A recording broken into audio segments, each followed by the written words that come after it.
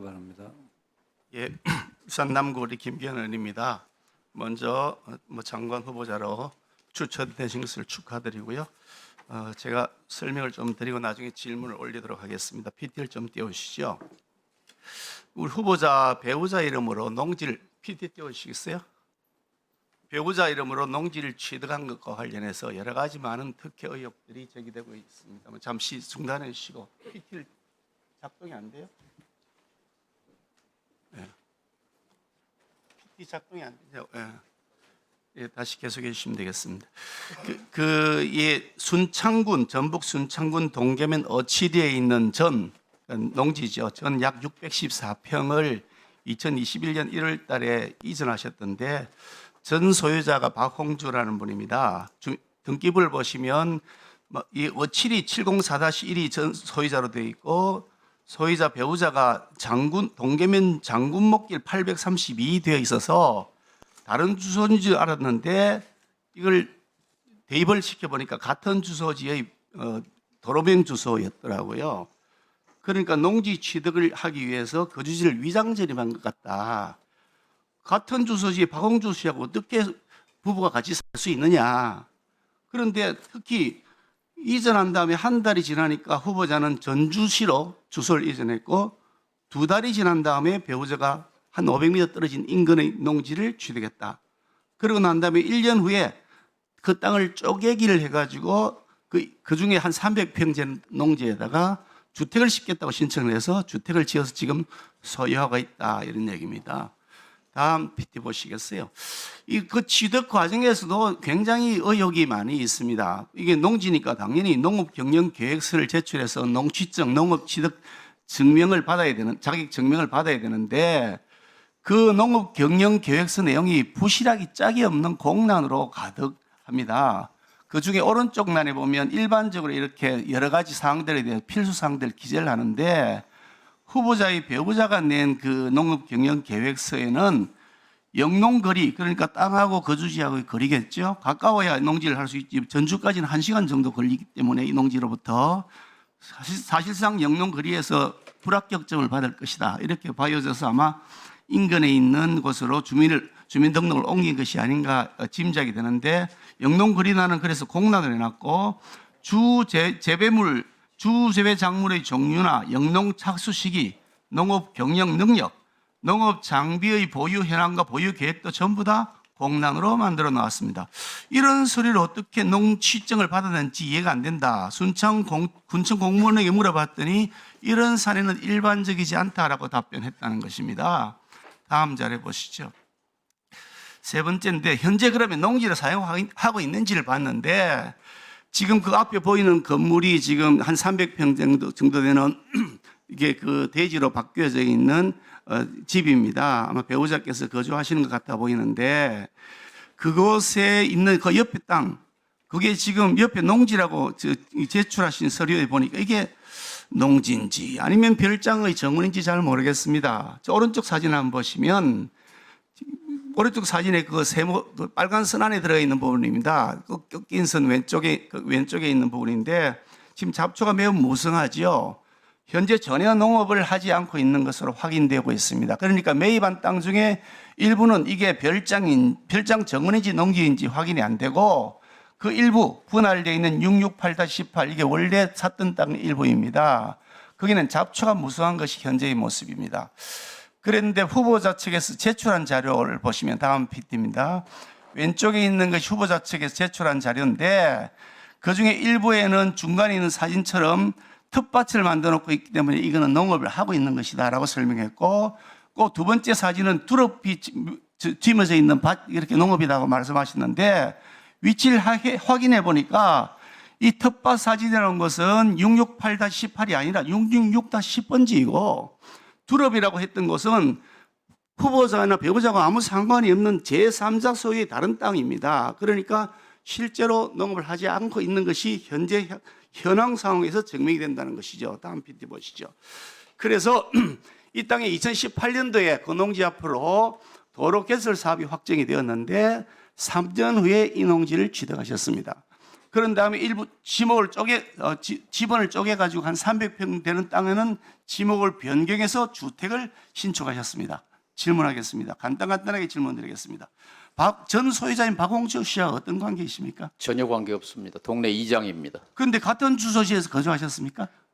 주민등록지를 한 거는 잘못됐습니다. 그럼 위장 재림한 것은 사실이네요, 그죠? 맞습니다. 그 위장 재림한 이유는 영농 거리가 멀면 안 되니까 농지 취득 자격 증명을 위해서 그러면 가까운 곳으로 이전한 것이네요, 그죠? 사실과 다릅니다. 왜냐하면 전주에 살아도 농지는 취득할 수 있습니다. 취득할 수 있지만 그 신청하고 난 다음에 바로 나오는 것이 아니고 심사하는 과정에서 1시간 거리를 어떻게 왔다 갔다 하느냐라는 문제가 생길 것이니까 500m 거리에 있는 이장 주소지로 위장 재림한 것 아니냐라고 묻는 겁니다.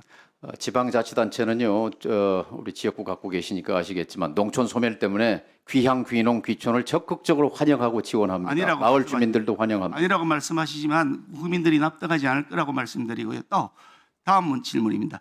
1개월 후에 본인은 왜 전주시로 주소를 이전했습니까?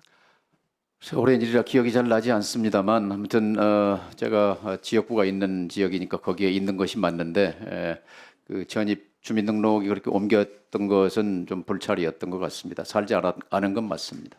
그런 다음에 2개월 후에 배우자는 농지를 취득했습니다. 아예 농지를 취득할 목적을 가지고 그럼 주소지를 허위 이전한 것이네요. 그 그렇죠? 농지 600평은 집을 짓기 위해서 산 것이고요. 사실은 제가 50년 만에 귀향하면서 선대로부터 물려받은 논밭 임약 그동안 버려놓고 좋습니다. 있었는데요. 좋은데요. 그것을 영농하기 위해서 좋은데요. 그런데 귀향한다 그러면 주택을 사서 대지를 사서 주택하는 것이 고위공직자를 하셨던 분이고 앞으로도 그런 활동을 하실 분의 처신에 합리적이다. 저는 그 말씀을 드리는 것입니다. 그렇지 않습니다. 이렇게 농업 취득 증명서를 엉터리로 해서 신청을 했다. 농업 경기서를 엉터리로 해서 신청했다. 이게 허가가 났다. 이거 압력을 행사한 것이 아니냐는 의문이 듭니다. 어떻습니까? 지방자치단체가요, 그 집을 지으려는 사람에게는 절대 농지까지도 일반 농지를 다 대지로 적극적으로 전용해요. 의의 증빙 자료를 제출해서 결국은 거짓말했다 하는 점에 대해서는 국민들에게 사과를 하고 그 점에 대해서 잘못을 인정해야 된다고 생각합니다. 어떻습니까? 색안경을 끼고 보면 모든 게 의혹투성입니다. 그러나 역지사지해 보면 이것은 하나도 부당한 위법 사실이 없습니다.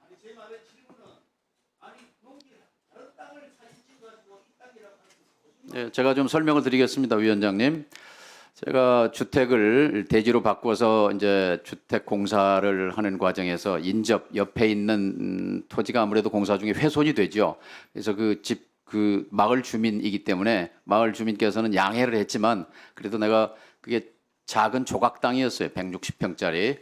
제가 그 훼손된 땅을 매입하겠습니다. 그리고 매입을 했습니다. 그런데 그게 또 도로 부지로 예정돼 있어서 그 절반은 도로로 수용되고 나머지 80평을 제가 1,000만 원을 주고 매입을 했습니다. 다 잔금을 줬습니다. 그런데 도로가 나야만 분할이 되기 때문에 등기를 할 수가 있어서 제가 아직 등기는 안 넘어온 상태입니다. 그래서 재산 등록에도 누락이 되어 있습니다만 그게 두릅밭입니다. 근데 제3자가 보기에 색안경을 끼고 보면 이거 지 땅도 아닌데 두릅밭이라고 거짓말했구나. 그런데 사실은 계약서도 있고 이제 등기 절차를 안 한 그런 상태라는 걸 말씀드립니다.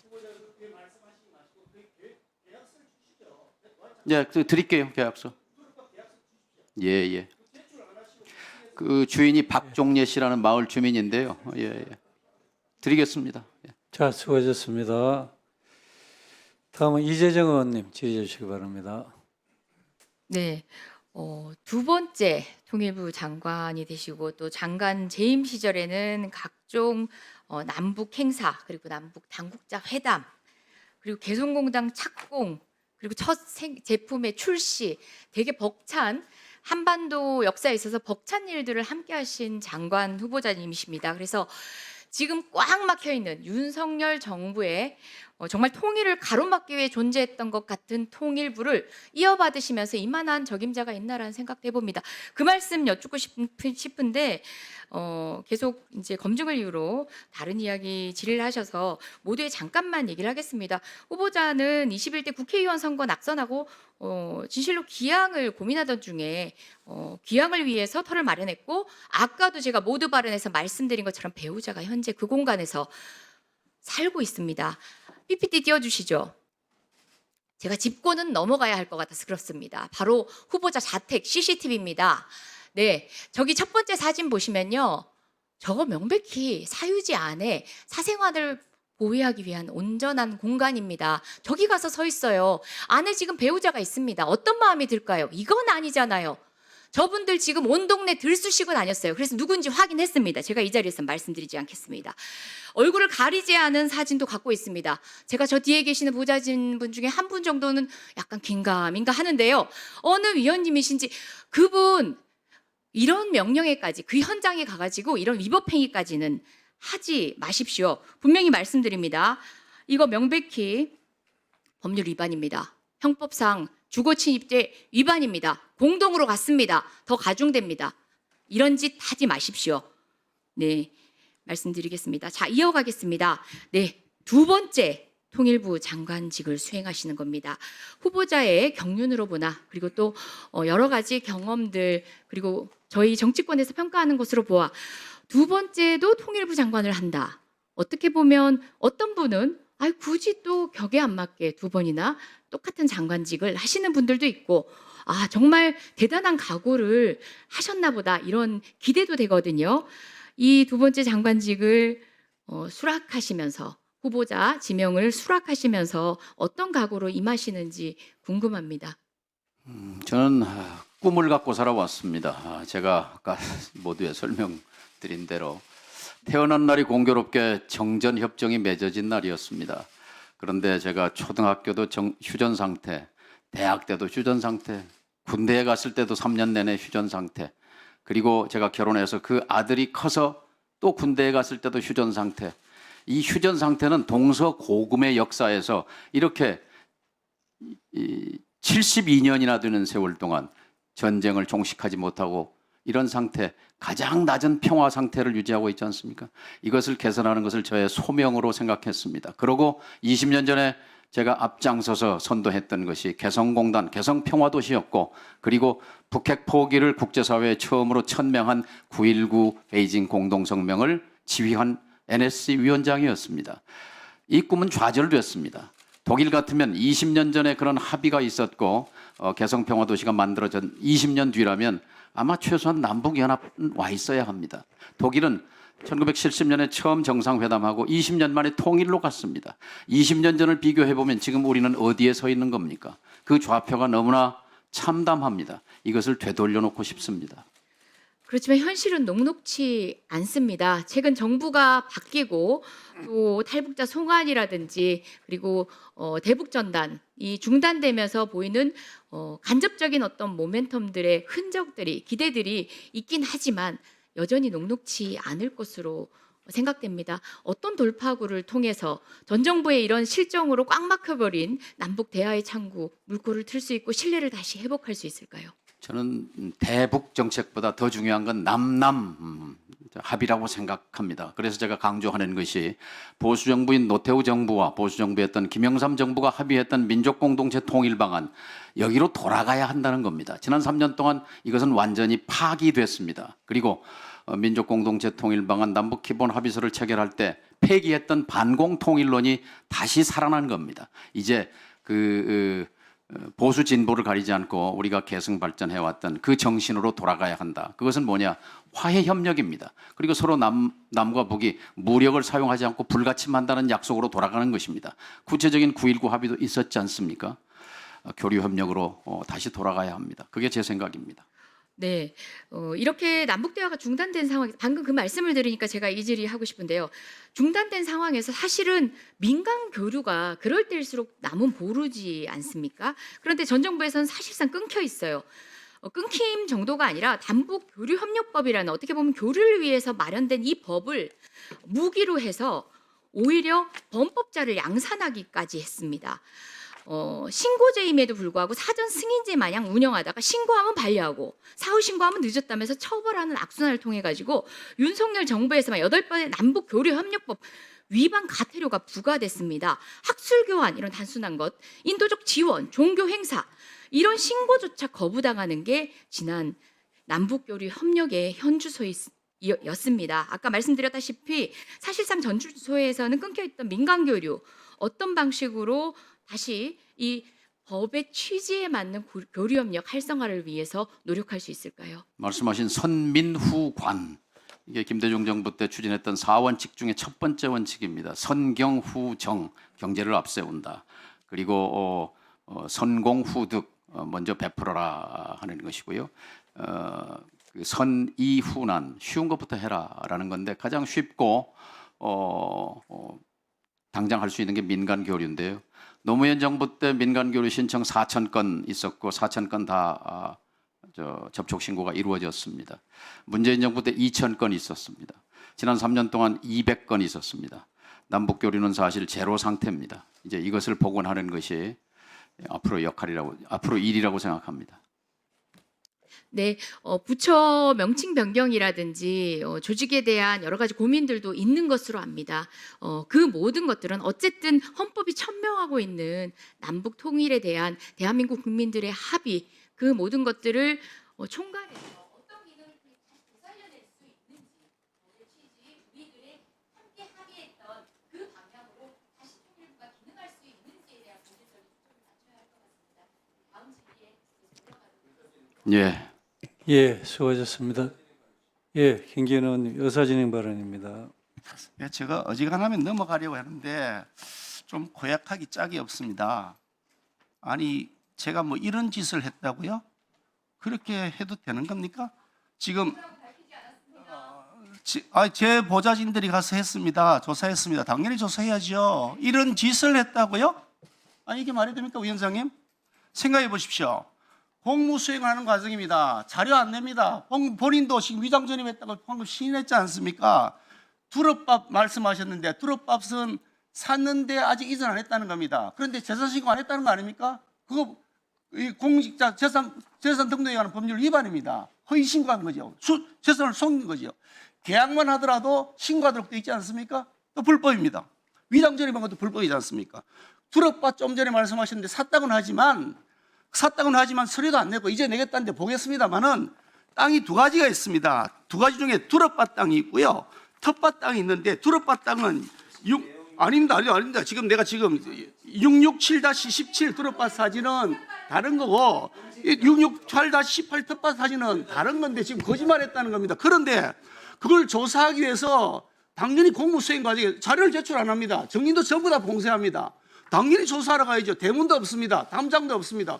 거기가 조사하는 것이 당연한 공무의 집행인데 그걸 가지고 이런 짓을 했다고요? 명백한 불법이라고요? 아니 대위원장께서 이렇게 방치하실 겁니까 이게? 아니 이게 무슨 청문회입니까 이게요? 위원장께서 정식 사과를 요구하시길 바랍니다. 고약하다고요. 저도 신당 발언, 의사진행 발언 하겠습니다. 예, 의사진행 하십시오. 예, 김영배입니다. 지금 이제 우리가 공직 후보자의 자질과 능력, 정책을 검증하는 청문회를 준비하는 과정이지 않습니까? 그러면 공무원들이 하는 일 모두는 적법해야 됩니다.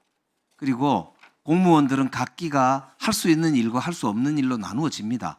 공무원이라고 해서 모든 것이 다 공무가 아니지 않습니까? 공무원이야말로 오히려 법을 지켜야 됩니다. 공무원이 법을 안 지키고 누구에게 법을 지키라고 할 수 있겠습니까? 우리가 정당한 이유는 공적인 일을 공적인 질서와 절차에 따라서 하기 때문입니다. 정당하게 주어진 국민으로부터 위임받은 권력의 그 권한을, 한정된 권한을 적법한 절차와 적법한 요건에 따라서 집행하기 때문에 그것이 권위를 갖는 것이고 정당성을 인정받는 것이라고 생각합니다. 아까 이제 동료 의원들께서 공방이 있었습니다만 검찰에서조차 수사에서조차 독수독과라는 이야기가 있지 않습니까? 독이 묻은 나무에서 자라나는 그 소위 증거는 그 제대로 된 정당한 결과를 인정받을 수 없다라는 거 아닙니까? 수사도 그럴진데 우리 이 청문회를 준비해 나가는 과정에서 적법한 절차에 따라서 자료를 요구하고 또 그 적법한 절차에 따르지 않으면은 그 적법한 절차에 따라서 거기에 대해서 조치하는 우리가 방법이 있지 않습니까? 근데 그거를 가가지고 형법을 위반해 가면서 한 것까지 정당화되지는 않는다고 저는 생각합니다.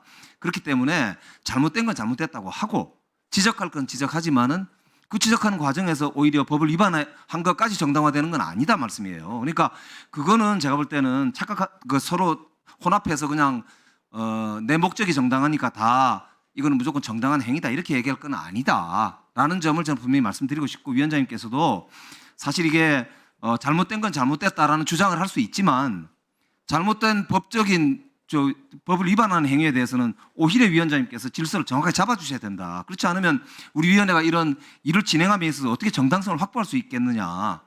심각한 문제가 제기될 수 있다. 이런 말씀을 드릴 수밖에 없습니다. 예. 다음 김건희 의사진행 발언 하십시오.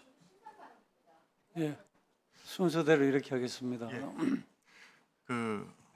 지금 사실 뭐 증인도 채택이 안 되고 그다음에 자료도 제대로 제출하지 않고 이런 상황에서 우리가 의정 활동을 하기 위해서 우리 보좌관들이 이제 가서 활동을 한 건데, 그거를 이제 무조건 범법 행위다라고 이렇게 말씀하시고, 그다음에 이제 동료 의원이 한 의정 활동에 대해서 지시라고 이렇게 표현하시고 이런 거는 조금 지나쳤다는 생각이 듭니다. 그래서 거기에 대해서는 조금 사과를 하시면 좋을 것 같고요. 이 문제에 대해서는 가령 그 조국 청문회 전날 자제분인 조민 씨의 그 오피스텔을 찾아갔던 기자 PD도 이미 법원에서 무죄가 나온 사례도 있습니다. 그래서 이런 걸 일률적으로 범법 행위다고 이제 단정을 하시고, 그렇게 뭐 동료 의원실에서 범법 행위를 한 거를 전제로 해서 지시라고 표현을 하시고 이런 거는 과도할 수도 있지 않을까 이런 생각이 들어서 거기에는 이렇게 말씀을 드리겠습니다. 예. 우리 이재정 의원님 의사진행 발언입니까? 예, 발언하십시오. 네, 저는 특정 의원님의 성함을 거론하지는 않았습니다. 물론 뭐 관련된 뉴스가 제공된 정보들을 취합해 보면 알 수 있겠죠. 하지만 제가 지시라고 한 건, 저는 의원님의 지시가 어디까지 가닿았는지 모르지만 아까 사진을 통해서 CCTV 캡처본을 통해서 보여드린 것처럼 명백한 사유지 안까지 들어갔습니다.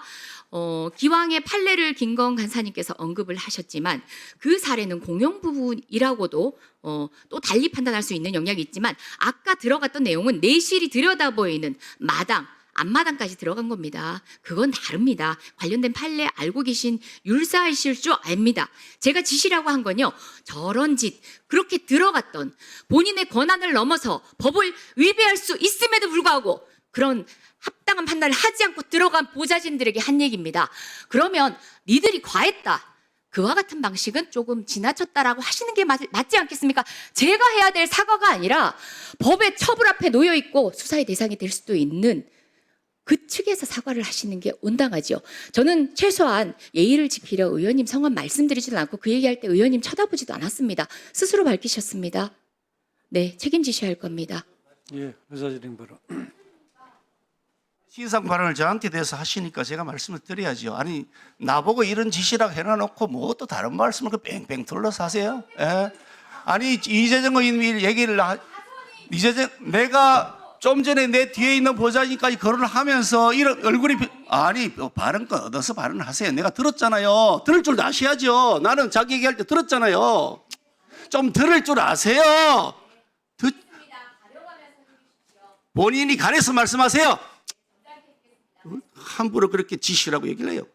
다 생각이 있어서 조사하려고 다니는 건데, 위원장님 이런 식으로 이게 정당한 공무집행에 대해서 자기 마음대로 재단하고 거기에 대해서 아주 듣기 거북한 언사를 하는 것에 대해서 위원장님께서 제지해 주시지 않으시면 이게 위원회가 어떻게 정상적으로 운영이 되겠습니까? 빨리 그 점에 대해서 지적하시고 사과를 요구해 주시길 바랍니다. 예, 오늘은 우리 정동영 통일부 장관 후보자에 대해서 우리 후보자가 우리 국정 수행 능력이 제대로 있는지, 도덕성이 제대로 있는지, 이것을 이렇게 심도 있게 이렇게 국민들이 보시는 앞에서 우리 위원들께서 질의 또 후보자의 답변을 통해서 그것을 검증하기 위한 자리입니다. 제가 당부드리고 싶은 것은, 우리 위원님들께서는 질의하실 때 질의를 정확히 물론 하셔야죠. 그런데 우리 상대 위원님에 대해서 적어도 존중하는 마음으로 서로 인격에 손상이 되지 않는 그런 발언을 신중하게 해주시는 게 좋다고 생각합니다. 저 양쪽 다 그렇게 말씀드리고 오늘 마지막까지 이 회의가 원활하게 진행될 수 있도록 우리 위원님들께서 협조해 주시면 감사하겠습니다.